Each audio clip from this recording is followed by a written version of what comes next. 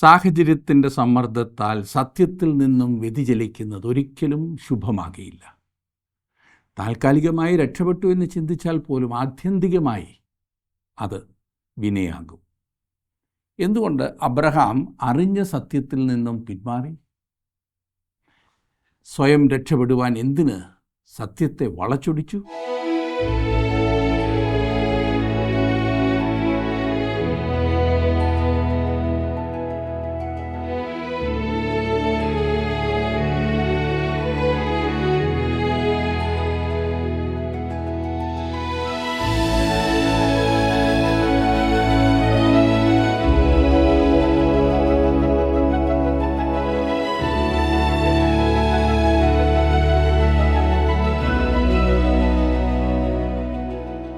ജീവസന്ദേശത്തിൻ്റെ പ്രേക്ഷകർക്ക് ഞങ്ങളുടെ സ്നേഹവന്ദനം.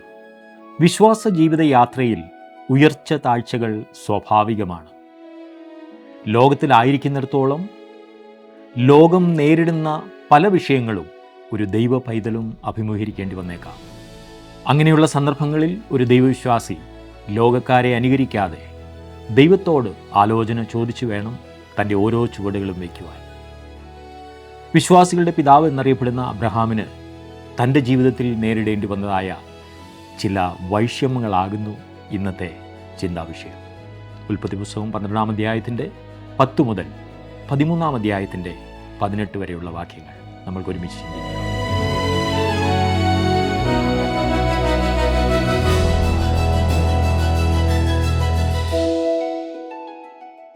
ഉൽപ്പത്തി പുസ്തകം 12-ാം അധ്യായത്തിൽ അതുവരെ ഉണ്ടായിരുന്നതിൽ നിന്ന് തികച്ചും വ്യത്യസ്തമായ സാഹചര്യമാണ് നാം കാണുവാൻ പോകുന്നത്. അത്യാശ്ചര്യജനകമായ സംഭവങ്ങളിൽ നിന്നും വ്യക്തികളിലേക്ക് ഇവിടെ ഊന്നൽ മാറുന്നു. ഉൽപ്പത്തി പുസ്തകത്തിൽ ഈ പറയുന്ന വ്യക്തികളിൽ പ്രധാനപ്പെട്ട 4 പേരെയും തുടർന്നുള്ള പുസ്തകങ്ങളിൽ ബാക്കിയുള്ളവരെയും നമുക്ക് കാണാവുന്നതാണ്. അബ്രഹാം കൽദേരുടെ ഊരിൽ താമസിക്കുമ്പോൾ ദൈവം അവനെ വിളിച്ചു. എവിടേക്ക് പോകുന്നുവെന്നറിയാതെ അബ്രഹാം വിളികേട്ട് തൻ്റെ ഭവനവും ജോലിയും ഊരിലെ ഉന്നതമായ സംസ്കാരവുമൊക്കെ വിട്ട് ദൈവത്തെ അനുസരിച്ച് ഇറങ്ങി പുറപ്പെട്ടു. എന്നിട്ടും അതൊരു പൂർണ്ണമായ അനുസരണമായിരുന്നില്ല എന്ന് ബൈബിൾ പറയുന്നു. കാരണം അവൻ തൻ്റെ കുടുംബത്തിലെ ചിലരെ കൂടെ കൂട്ടത്തിൽ കൊണ്ടുപോയി എന്ന് 11-ാം അധ്യായത്തിൻ്റെ ഒടുവിൽ നാം വായിക്കുന്നു. പിന്നെ ദൈവം അബ്രഹാമിനെ വാഗ്ദത്ത ദേശത്ത് കൊണ്ടുവന്ന് അവന് ത്രിവിധ വാഗ്ദത്തങ്ങൾ നൽകിയത് നാം 12-ാം അധ്യായത്തിൻ്റെ ആദ്യ ഭാഗത്ത് കണ്ടു. ഇന്ന് 12-ാം അധ്യായത്തിൻ്റെ 10 മുതലുള്ള വാക്യങ്ങൾ നമുക്ക് ഒരുമിച്ച് ചിന്തിക്കാം.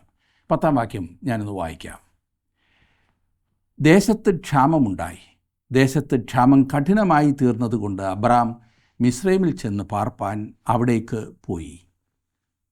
അബ്രാം പാർത്ത കനാൻ ദേശം അനുഗ്രഹിക്കപ്പെട്ട സ്ഥലമായിരുന്നു. എന്നാൽ ഇപ്പോൾ ദേശത്തൊരു ക്ഷാമമുണ്ടാകുന്നു. എന്നാൽ ഈ സാഹചര്യത്തിലും ആ ദേശം വിട്ടുപോകുവാൻ ദൈവം അബ്രാമിനോട് ആവശ്യപ്പെട്ടിരുന്നില്ല. ഞാൻ ചിന്തിക്കുന്നത്, ഒരു ദിവസം അബ്രാം രാവിലെ എഴുന്നേറ്റ് തൻ്റെ കൂടാരത്തിൻ്റെ ആ കർട്ടൻ ഒരല്പം മാറ്റി വെളിയിലേക്ക് നോക്കി ഇങ്ങനെ പറഞ്ഞു കാണും, പിന്നെ കേട്ടോ സാറായേ, എല്ലാവരും മിസ്രൈമിലേക്ക് പോകുന്നു എന്നാണ് തോന്നുന്നത്. നോക്കിക്കേ, ഇവിടെ ഈ നാട്ടിലൊരു ക്ഷാമമുണ്ടെന്ന് നിനക്കറിയാമോ? അത് വല്ലാതങ്ങ് കടുക്കുകയാണെന്ന് തോന്നുന്നു. ഇവിടെ നമ്മളിങ്ങനെ കഥയും പറഞ്ഞുകൊണ്ടിരുന്നാൽ കാര്യം നടക്കില്ല. പോകുന്ന കാര്യത്തെക്കുറിച്ച് നാം ചിന്തിക്കേണ്ടതാണ്. ഇത് കേട്ടപ്പോൾ സാറായി ഒരുപക്ഷെ ഇങ്ങനെ പ്രതികരിച്ച് കാണും, പിന്നെ അതെന്നോട് ചോദിക്കണോ?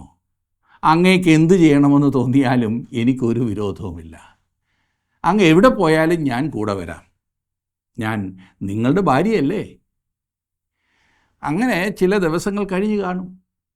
വടക്ക് നിന്നും തങ്ങളുടെ ദേശത്തു കൂടെ പോയ വഴിയാത്രക്കാരോടൊക്കെ അബ്രഹാം ക്ഷാമത്തെക്കുറിച്ച് അന്വേഷിച്ചു. ക്ഷാമം അതികഠിനമായിക്കൊണ്ടിരിക്കുകയാണെന്നും അത് താമസിയാതെ അബ്രഹാം പാർക്കുന്ന സ്ഥലത്തെയും ബാധിക്കുമെന്നും അവർ പറഞ്ഞു കാണും. ഒരു സന്ധ്യാസമയം അബ്രഹാം ഇപ്രകാരം പറഞ്ഞു കാണും, സാറായേ, നാമും സ്ഥലം വിടുന്നതാ നല്ലത്. എല്ലാം ഒന്ന് കെട്ടിപ്പെറുക്കിക്കേ. നാളെ രാവിലെ വിട്ടേക്കാം. അങ്ങനെ അബ്രാമും സാറായിയും മിസ്രൈമിലേക്ക് യാത്ര തിരിച്ചു. തൻ്റെ പ്രതിസന്ധിയെ തരണം ചെയ്യുവാൻ അബ്രാം ഒരു എളുപ്പമാർഗം കണ്ടുപിടിക്കുന്നു. എന്നാൽ ഇങ്ങനെ ഒരു തീരുമാനത്തിലെത്തുവാൻ ദൈവം അബ്രാമിനോട് പറഞ്ഞിരുന്നില്ല എന്നത് പ്രത്യേകം ഓർക്കണം. നേരത്തെ ദൈവം അബ്രാമിന് പ്രത്യക്ഷനായപ്പോൾ പറഞ്ഞത്, അബ്രാമേ, ഞാൻ നിനക്ക് നൽകുവാൻ പോകുന്ന ദേശം ഇതത്രേ. നീ ഒരു അനുഗ്രഹമായിരിക്കും, ഞാൻ നിന്നെ ഇവിടെ അനുഗ്രഹിക്കുവാൻ പോവുകയാണ് എന്നത്രേ. എന്നാൽ അബ്രാമിൻ്റെ ഈ പ്രവൃത്തി അവിശ്വാസത്തിൻ്റെ ഒരു പ്രവൃത്തിയായിരുന്നു. അവൻ മിസ്രൈമിലേക്ക് പോയി. വിശുദ്ധ ബൈബിളിൽ ഉടനീളം മിസ്രൈം ലോകത്തിൻ്റെ പ്രതീകമാണ്. ഞാൻ ലോകം എന്ന് പറയുന്നത് കൊണ്ട് ഉദ്ദേശിക്കുന്നത് ദൈവികമായ ആത്മികമായ സകലത്തിൻ്റെയും എതിരായിട്ടുള്ളത് എന്ന അർത്ഥത്തിലാണ്, അല്ലാതെ നാം ഇന്ന് കാണുന്നതായി ഈ ഭൂമിയെക്കുറിച്ചല്ല. ഇവിടെ നാം പ്രത്യേകം ശ്രദ്ധിക്കേണ്ട ഒരു കാര്യം, ലോകം ദൈവത്തിൻ്റെ മക്കളെ തന്നിലേക്ക് വലിച്ചടിപ്പിക്കുവാൻ, ആ ചിന്താഗതിയിലേക്ക് വലിച്ചടിപ്പിക്കുവാൻ പലതും ചെയ്യും. പ്രതിസന്ധികളും പ്രലോഭനങ്ങളും ഒക്കെ അതിന് കാരണമായേക്കാം. ഈ നീരാളിപ്പിടുത്തത്തിൽ അകപ്പെട്ടിട്ട് അനേകരും അതിനെ ന്യായീകരിക്കുകയാണ് സാധാരണ ചെയ്യുന്നത്. സഹോദര, ഞങ്ങൾ രാത്രിയിലെ പ്രാർത്ഥനാ കൂട്ടത്തിന് വരാത്തത് പിറ്റേ ദിവസം രാവിലെ എഴുന്നേറ്റ് ജോലിക്ക് പോകേണ്ടത് വളരെ നിർബന്ധമാണ്, അതുകൊണ്ടാണ്. എന്നാൽ ഈ പറയുന്ന വ്യക്തികൾ തന്നെ ടി വി കണ്ടുകൊണ്ടോ മൊബൈൽ ഫോണിൽ നോക്കിക്കൊണ്ടോ അർദ്ധരാത്രി കഴിയുന്നത് വരെ ഇരിക്കും. പിറ്റേന്ന് വെളുപ്പിനെ ഒരു പ്രയാസവും കൂടാതെ ഒരുങ്ങി ജോലിക്ക് പോവുകയും ചെയ്യും. ഒരു കഥയുമില്ലാത്ത കാര്യവും പറഞ്ഞുകൊണ്ട് എത്ര സമയം വേണമെങ്കിലും കളയാൻ ആർക്കും യാതൊരു പ്രയാസവുമില്ല. എന്നാൽ ഒന്ന് പ്രാർത്ഥിക്കാമെന്ന് പറഞ്ഞാൽ ഉടനെ ഭാവം മാറും.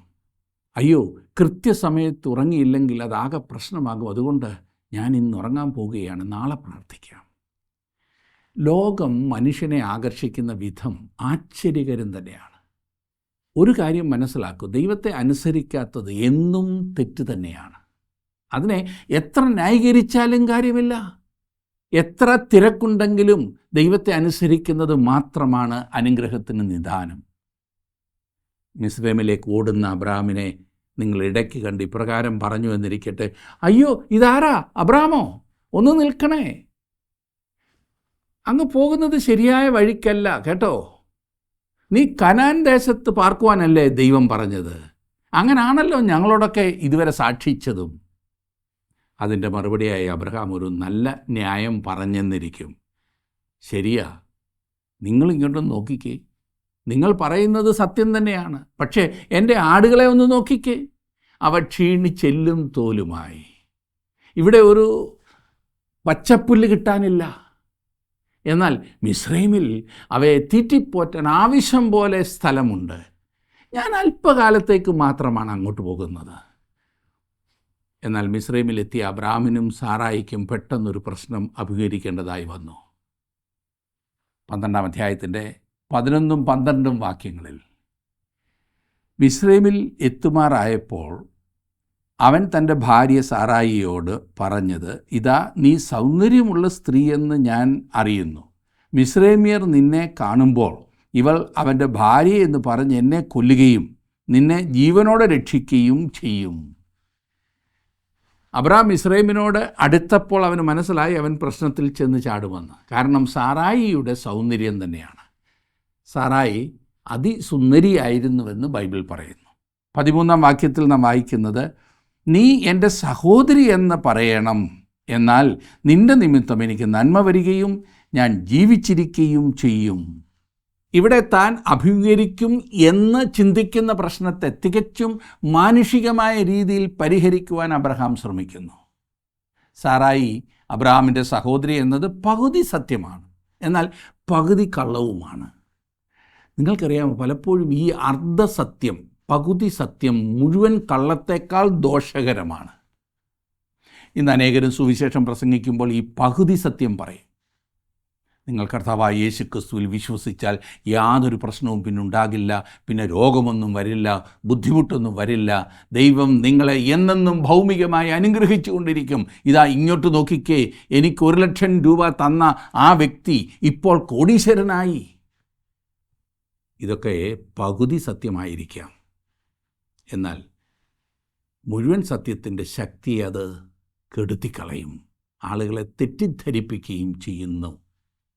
അബ്രഹാം ഇവിടെ പറഞ്ഞത് പകുതി സത്യമാണ്. അബ്രഹാം പറഞ്ഞതുപോലെ തന്നെ സംഭവിച്ചു.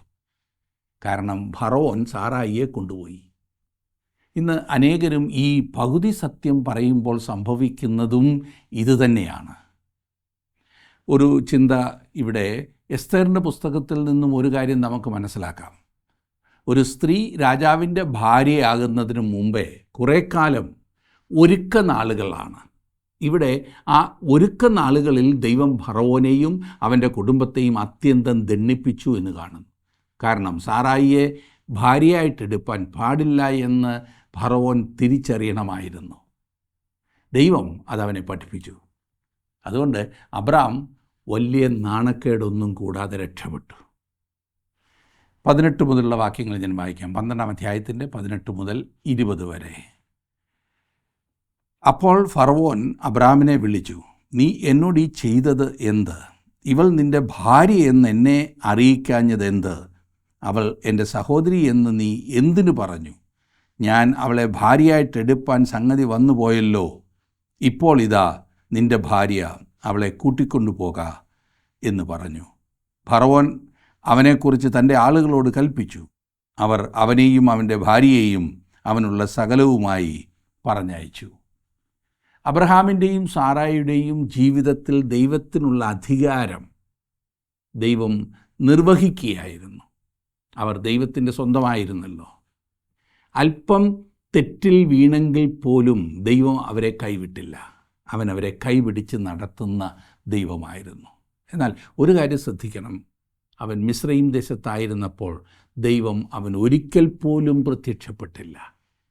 അവിടെയും ദൈവം അവരെ പരിപാലിച്ചു എന്നത് സത്യമാണ്. എന്നാൽ ദൈവവുമായുള്ള സംസർഗം അവർക്ക് നഷ്ടപ്പെട്ടു.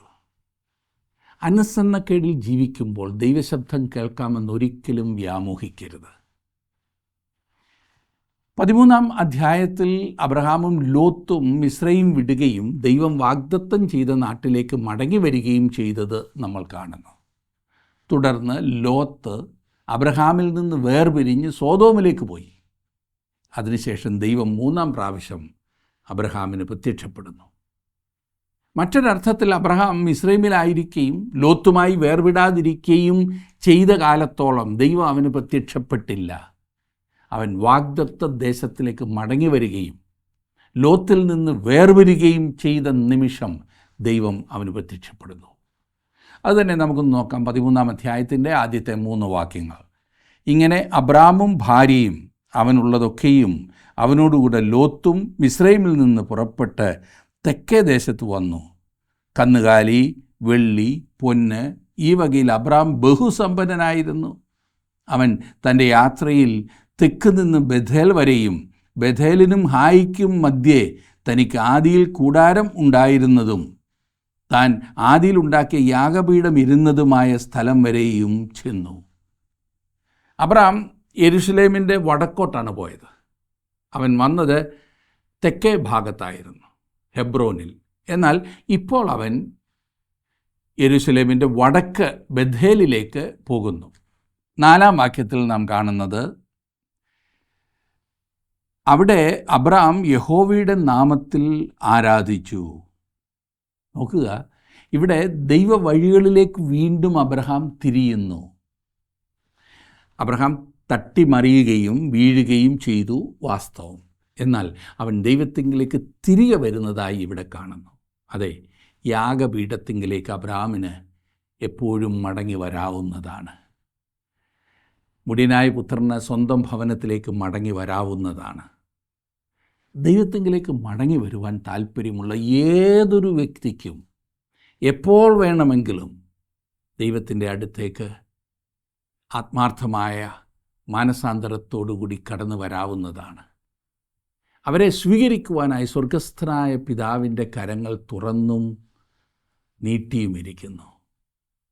5-ാം വാക്യം നോക്കിക്കാട്ടെ. 5-ാം വാക്യത്തിൽ നാം കാണുന്നത്, അബ്രാഹാമിനോട് കൂടെ വന്ന ലോത്തിനും ആടുമാടുകളും കൂടാരങ്ങളും ഉണ്ടായിരുന്നു. മിസ്രൈമിൽ ലോത്ത് ശരിക്കും സമ്പാദിച്ചു. ഒരുപക്ഷെ അവൻ്റെ ചിന്ത എപ്പോഴും അങ്ങനെയുള്ളതായിരുന്നിരിക്കും, ഭൗതികമായി വല്ലതും ഉണ്ടാക്കണമെന്ന് മാത്രം. 6-7 വാക്യങ്ങളിൽ നാം കാണുന്നത്, അവർ ഒന്നിച്ച് പാർപ്പാൻ തക്കവണ്ണം ദേശത്തിന് അവരെ വഹിച്ചു കൂടാഞ്ഞു. സമ്പത്ത് വളരെ ഉണ്ടായിരുന്നതുകൊണ്ട് അവർക്കൊന്നിച്ച് പാർപ്പാൻ കഴിഞ്ഞില്ല. അബ്രാമിൻ്റെ കന്നുകാലികളുടെ ഇടയന്മാർക്കും ലോത്തിൻ്റെ കന്നുകാലികളുടെ ഇടയന്മാർക്കും തമ്മിൽ പിണക്കമുണ്ടായി. കനാന്യരും പെരിസ്യരും അന്ന് ദേശത്ത് പാർത്തിരുന്നു. ദൈവത്തിൻ്റെ തിരുവചനമാകുന്ന ബൈബിൾ നിങ്ങളോട് സംസാരിക്കുവാൻ നിങ്ങൾ അനുവദിക്കുമെങ്കിൽ അത്യന്തം ശ്രേഷ്ഠകരമായ കാര്യങ്ങളിലേക്ക് അത് നമ്മെ നടത്തും. അബ്രാമിന് പിന്നീട് വലിയ വേദന വരുത്തി വെച്ച 2 കാര്യങ്ങൾ അവൻ്റെ ഈ മിസ്രൈമിലേക്കുള്ള പിന്മാറ്റ കാലയളവിൽ മിസ്രൈം ദേശത്ത് നിന്നും അവന് ലഭിച്ചു. ഒന്ന്, വളരെ ധനം, വളരെ സമ്പത്ത്. 2, ഹാഗാർ എന്ന ഒരു ചെറിയ പെൺകുട്ടി. അവളെക്കുറിച്ച് കൂടുതൽ കാര്യങ്ങൾ നാം പിന്നീട് കാണുന്നതാണ്. എന്നാൽ ഇപ്പോൾ അബ്രഹാമിൻ്റെ ധനം അവനും ലോത്തും തമ്മിൽ ഇടറുവാൻ കാരണമാകുന്നു. അവർ തമ്മിൽ വേർപിരിഞ്ഞു. നാം ഇപ്പോൾ കണ്ട വാക്യത്തിലെ പ്രസ്താവന ശ്രദ്ധിച്ചോ? കനാന്യരും പെരിസ്യരും അന്ന് ദേശത്ത് പാർത്തിരുന്നു. അബ്രാമിൻ്റെ ഇടയന്മാരും ലോത്തിൻ്റെ ഇടയന്മാരും തമ്മിൽ വഴക്കുണ്ടാക്കുക പതിവായിരുന്നു. അതേ ചൊല്ലി അബ്രാമും ലോത്തും അഭിപ്രായ ഭിന്നതയിലായി കാണും. ഒരുപക്ഷെ കനാന്യർ പെരിസ്യരുടെ അടുത്ത് എന്ന് പറഞ്ഞു കാണും, നോക്കിക്കേ, ഇപ്പോൾ 2 കൂടി നല്ല ഗുസ്തിയാ. അവർ ഈ ദേശത്തേക്ക് വന്ന് ജീവനുള്ള സത്യദൈവത്തിനൊരു യാഗപീഠം പണിയുന്നത് കണ്ടപ്പോൾ നാം അബ്രാമിനെ കണ്ടത് എങ്ങനെയാണെന്ന് ഓർക്കുന്നുണ്ടോ? അവൻ ഇവിടെ ആദ്യമായി വന്നപ്പോൾ നാം വിചാരിച്ചു, എത്ര അനുഗ്രഹീതനായ മനുഷ്യനെന്ന്. അവൻ സത്യസന്ധനാണെന്നും ആത്മാർത്ഥതയുള്ളവനാണെന്നും നാം അറിഞ്ഞിരുന്നു. എന്നാൽ ഇപ്പോൾ അവനെ ഒന്ന് നോക്കിക്കേ, അവർ തമ്മിലുള്ള ഭിന്നത ശ്രദ്ധിച്ചേ, അടി തുടങ്ങിയിട്ടുണ്ട്. ക്രിസ്തുവിൻ്റെ നാമത്തിൽ കൂടി വരുന്നു എന്ന് പറയുന്ന നമ്മുടെ ഇടയിൽ വാസ്തവത്തിൽ ഐക്യമുണ്ടോ? സ്നേഹമുണ്ടോ? നമുക്ക് തമ്മിൽ യോജിപ്പില്ല എന്നു മാത്രമല്ല, ഭിന്നത പല രൂപത്തിൽ പുറത്തു വരികയും ചെയ്യുന്നു. സഭയ്ക്കുള്ളിൽ ഇങ്ങനെ പിണക്കവും വഴക്കും ഉണ്ടാകുമ്പോൾ വെളിയിൽ നിൽക്കുന്ന മനുഷ്യർ അത് മനസ്സിലാക്കും.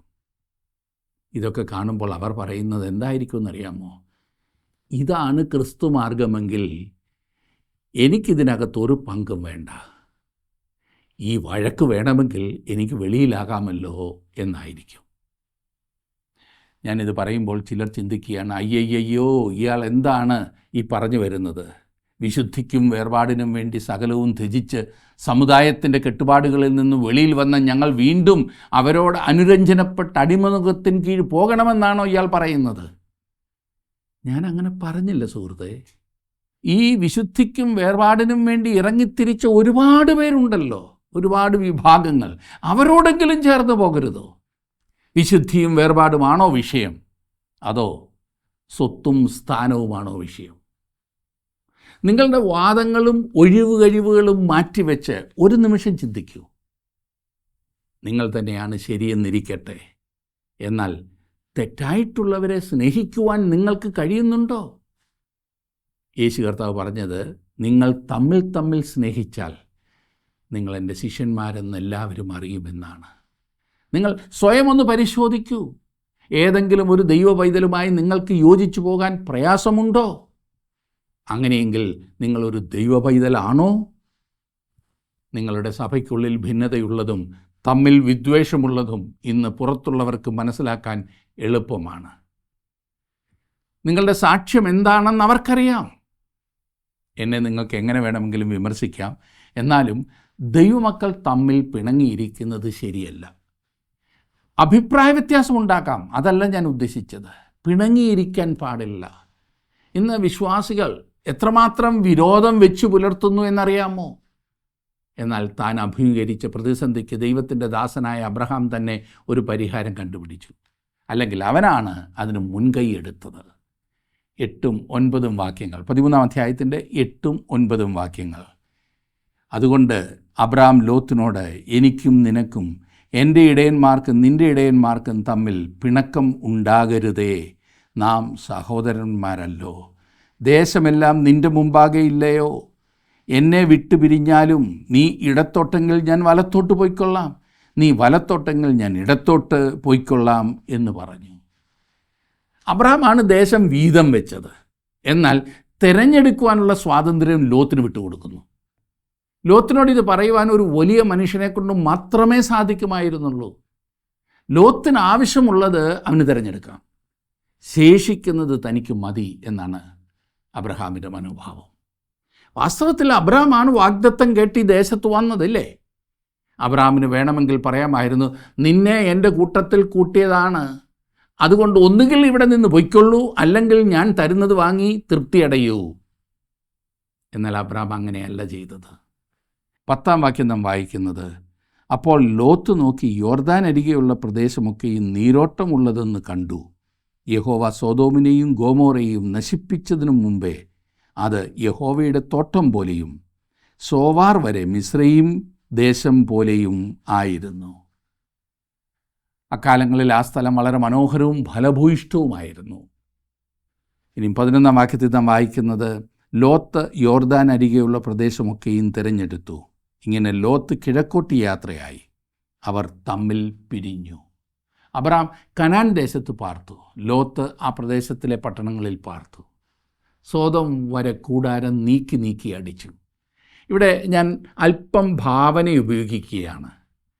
അബ്രഹാമിനോടൊപ്പം ആ ദേശത്ത് പാർത്തിരുന്ന സമയം അത്രയും ഒരുപക്ഷെ ലോത്ത് തൻ്റെ കൂടാരത്തിൻ്റെ ആ മറ നീക്കി വെളിയിലോട്ട് നോക്കി ശ്രീമതി ലോത്തിനോട് പറഞ്ഞിട്ടുണ്ടാവും, എടീ അങ്ങോട്ടൊന്ന് നോക്കിക്കേ, എത്ര മനോഹരമായിരിക്കുന്നു ആ സ്ഥലമെല്ലാം. അല്ലെങ്കിലും അങ്ങനെയാണല്ലോ, അക്കരെ പച്ചയെന്ന് കേട്ടിട്ടില്ലേ. തീരുമാനമെടുത്ത് പോകേണ്ട സമയം വന്നപ്പോൾ ലോത്ത് ഏത് ദിശയിലേക്കാണ് പോയതെന്ന് നിങ്ങൾക്കറിയാമോ? ഏറ്റവും ഫലഭൂയിഷ്ഠവും മനോഹരവും എന്ന് അയാൾ കണ്ട സ്ഥലത്തേക്ക്. ഇത് പ്രത്യേകം ഓർക്കണം. ഒരു മനുഷ്യനും വീഴുന്നത് പൊടുന്നനവെയല്ല. ഒറ്റ രാത്രി കൊണ്ട് ആരും വീഴുന്നില്ല. അത് സാവധാനമായിരിക്കും. ആദ്യം കൂടാരത്തിൻ്റെ മറ നീക്കി കുറേ നാൾ നോക്കും, പിന്നെ സോദോമിന് നേരെ കൂടാരമടിക്കും. അതത്രേ ആരംഭം. ലോത്ത് തൻ്റെ തല ഉയർത്തി നോക്കി, അവൻ സമഭൂമി കണ്ടു. എന്നിട്ട് അവൻ ആ ദിശയിലേക്ക് യാത്രയായി. അവൻ്റെ ജീവിതത്തിൽ അവനെടുത്ത ഏറ്റവും വലിയ തെറ്റായ തീരുമാനം അതായിരുന്നു. ലോത്ത് തൻ്റെ തെറ്റ് മനസ്സിലാക്കിയില്ലെന്നാണ് നാം പിന്നീട് കാണുന്നത്. 13-ാം വാക്യത്തിൽ നാം വായിക്കുന്നത്, സോദോം നിവാസികൾ ദുഷ്ടന്മാരും യഹോവയുടെ മുമ്പാകെ മഹാപാപികളും ആയിരുന്നു. ലോത്തിനും ഭാര്യയ്ക്കും കുടുംബത്തിനും വാസ്തവത്തിൽ എന്താണ് സംഭവിച്ചതെന്ന് നമുക്ക് വിശദമായി പിന്നീട് നോക്കാം. 14-ാം വാക്യത്തിൽ നാം കാണുന്നത്, ലോത്ത് അബ്രാമിനെ വിട്ടുപിരിഞ്ഞ ശേഷം യഹോവ അബ്രാമിനോട് അരുളി ചെയ്തത്, തലപൊക്കി നീ ഇരിക്കുന്ന സ്ഥലത്ത് നിന്ന് വടക്കോട്ടും തെക്കോട്ടും കിഴക്കോട്ടും പടിഞ്ഞാറോട്ടും നോക്കുക. ദൈവം അബ്രാമിന് പ്രത്യക്ഷപ്പെട്ട് തൻ്റെ വാഗ്ദത്തം സ്ഥിരീകരിക്കുകയാണ്. ഇപ്പോൾ തലപൊക്കി നീ ഇരിക്കുന്ന സ്ഥലത്ത് നിന്ന് വടക്കോട്ടും തെക്കോട്ടും കിഴക്കോട്ടും പടിഞ്ഞാറോട്ടും നോക്കുക. ഇവിടെ ഇതാ അബ്രഹാമിന് ദൈവം പ്രത്യക്ഷപ്പെടുന്ന 3-ാമത്തെ സംഭവം. ദൈവം അവന് നൽകുവാൻ പോകുന്ന ആ ദേശം ഇതാണെന്ന് ഉറപ്പ് നൽകുകയാണ്. ദൈവം അബ്രഹാമിനും തുടർന്ന് മറ്റ് പിതാക്കന്മാർക്കും പ്രത്യക്ഷനാകുമ്പോൾ ആ ദേശത്തിന് വ്യക്തമായ അതിര് കാണിച്ചു കൊടുക്കുന്നത് നമ്മൾ വായിക്കുന്നുണ്ട്. ആ കാര്യത്തിൽ യാതൊരു അവ്യക്തതയുമില്ല. എവിടെയെങ്കിലും ഒരു ദേശം തരുമെന്നല്ല ദൈവം അവരോട് പറഞ്ഞത്. പിന്നെയോ അബ്രഹാമിനുള്ള ദേശത്തിൻ്റെ ഒത്ത നടുക്കാണ് അദ്ദേഹം ഇപ്പോൾ നിൽക്കുന്നത് എന്ന് ദിക്കടയാളങ്ങൾ സഹിതം പറയുകയാണ്. ദൈവം അബ്രഹാമിന് വാഗ്ദത്തം ചെയ്തിരിക്കുന്ന നാട് വാസ്തവമായ ഒരു സ്ഥലമായിരിക്കുന്നത് പോലെ സ്വർഗവും ഒരു യഥാർത്ഥ സ്ഥലമാണ്. ചിലർ ചിന്തിക്കുന്നത് പോലെ ആകാശത്തിനപ്പുറമുള്ള ഏതോ ഒരു സ്വപ്നഭൂമി അല്ല സ്വർഗം. ദൈവത്തിൻ്റെ വചനം വളരെ വ്യക്തമായി പറയുന്നതും വാഗ്ദാനം ചെയ്യുന്നതുമായ ഒരു പ്രത്യേക സ്ഥലമാണ് സ്വർഗം. ദൈവം കേവലം സിദ്ധാന്തങ്ങളല്ല നമ്മോട് പറയുന്നത്, പിന്നെയോ ഒരുപിടി യാഥാർത്ഥ്യങ്ങളുമായിട്ടാണ് നമ്മെ സമീപിക്കുന്നത്. തിരുവചനം കിഴവിക്കഥ പറയുകയല്ല എന്ന് സാരം. 15ഉം 16ഉം വാക്യങ്ങൾ, നീ കാണുന്ന ഭൂമിയൊക്കെയും ഞാൻ നിനക്കും നിൻ്റെ സന്തതിക്കും ശാശ്വതമായി തരും. ഞാൻ നിൻ്റെ സന്തതിയെ ഭൂമിയിലെ പൊടി പോലെയാക്കും. ഭൂമിയിലെ പൊടിയെ എണ്ണുവാൻ കഴിയുമെങ്കിൽ നിൻ്റെ സന്തതിയെയും എണ്ണാം. ഈ മനുഷ്യന് വേണ്ടി ദൈവം ചെയ്യുന്നത് എന്താണെന്ന് ശ്രദ്ധിച്ചോ? അവൻ ആ ദേശത്തിന് പേര് നൽകിയിട്ട് അബ്രാഹാമിനോട് പറയുന്നത് താൻ അവിടെ ഉണ്ടെന്നാണ്. അബ്രാഹാമിന് വലിയൊരു സന്തതി ഉണ്ടാകുവാൻ പോകുന്നു. ഇത് ദൈവം വാഗ്ദത്തം ചെയ്യുമ്പോൾ അബ്രാഹാമിനും സാറായിക്കും സന്തതി ഒന്നുമില്ല എന്നോർക്കണം. എന്നാൽ ദൈവത്തിൻ്റെ വാഗ്ദത്തം താമസിയാതെ നിവൃത്തിയായി എന്ന് ചരിത്രത്തിൽ നിന്ന് നമുക്ക് മനസ്സിലാകും. 18-ാം വാക്യത്തിൽ നാം വായിക്കുന്നത്, നീ പുറപ്പെട്ട് ദേശത്ത് നെടുകയും കുറുകയും സഞ്ചരിക്കുക, ഞാൻ അത് നിനക്ക് തരും. അപ്പോൾ അബ്രാം കൂടാരം നീക്കി ഹെബ്രോനിൽ മമ്രയുടെ തോപ്പിൽ വന്ന് പാർത്തു. അവിടെ യഹോവയ്ക്ക് ഒരു യാഗപീഠം പണിതു. അബ്രാം ഒരു നല്ല യാഗപീഠ പണിക്കാരനായിരുന്നുവെന്ന് തോന്നുന്നില്ലേ? അബ്രഹാം ഏത് ദേശത്ത് കൂടാരം അടിച്ചു പാർത്തുവെന്ന് നിങ്ങൾക്ക് എപ്പോഴും പറയാമായിരുന്നു. കാരണം അവൻ പോയിടത്തൊക്കെ ദൈവവുമായുള്ള ബന്ധത്തിൻ്റെ സാക്ഷ്യം നിലനിർത്തിയിരുന്നു. ചെന്നിടത്തൊക്കെ യഹോവയ്ക്ക് യാഗപീഠം പണിയുന്നത് അബ്രഹാമിൻ്റെ വലിയ പ്രത്യേകതയായിരുന്നു. മമ്രെ എന്നതിൻ്റെ അർത്ഥം ഐശ്വര്യം, ധനപുഷ്ടി എന്നൊക്കെയാണ്. ഹെബ്രോൻ എന്നാൽ സംസർഗം എന്നാണ്. താമസിക്കാൻ കൊള്ളാകുന്ന അതിമഹത്തായ സ്ഥലമായിരുന്നു അത് എന്ന കാര്യത്തിൽ സംശയമില്ല. അബ്രഹാമിൻ്റെ ഭവനം എവിടെയായിരുന്നു? ഐശ്വര്യത്തിൻ്റെയും ദൈവത്തോടുള്ള സംസർഗത്തിൻ്റെയും സ്ഥലത്ത് പാർക്കുക എന്നത് ഏറ്റവും മനോഹരമായ കാര്യമാണ്. നമ്മെക്കുറിച്ച് ഓരോരുത്തരെക്കുറിച്ചും ദൈവം ആഗ്രഹിക്കുന്നത് അതുതന്നെയാണ്. അബ്രഹാമിൻ്റെ ജീവിതത്തിൽ നിന്ന് ധാരാളം പാഠങ്ങൾ നമുക്ക് പഠിക്കുവാനുണ്ട്. അതെ, ഈ പാഠങ്ങളൊക്കെ നമ്മുടെ ജീവിതത്തിൽ പഠിച്ച് അനുസരിച്ച് അനുഗ്രഹം പ്രാപിക്കുവാൻ ദൈവം നിങ്ങളെ സഹായിക്കട്ടെ.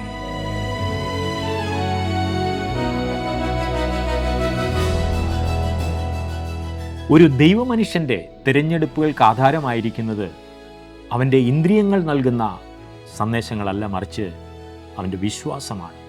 ദൈവത്തിൻ്റെ വചനം നൽകുന്ന വെളിച്ചമായിരിക്കണം ഒരു വിശ്വാസിയുടെ പാതകൾക്ക് പ്രകാശമായിരിക്കേണ്ടത്. കാഴ്ചയാലല്ല വിശ്വാസത്താലത്രേ ഞങ്ങൾ നടക്കുന്നതെന്നാണ് വിശുദ്ധ പൗലോസ് തൻ്റെ വിശ്വാസയാത്രയെക്കുറിച്ച് കൊരിന്ത്യർക്ക് എഴുതിയ ലേഖനത്തിൽ രേഖപ്പെടുത്തിയിരിക്കുന്നത്. മറ്റൊരർത്ഥത്തിൽ പറഞ്ഞാൽ അത് കർത്താവിനോട് കൂടെയുള്ള യാത്രയാണ്.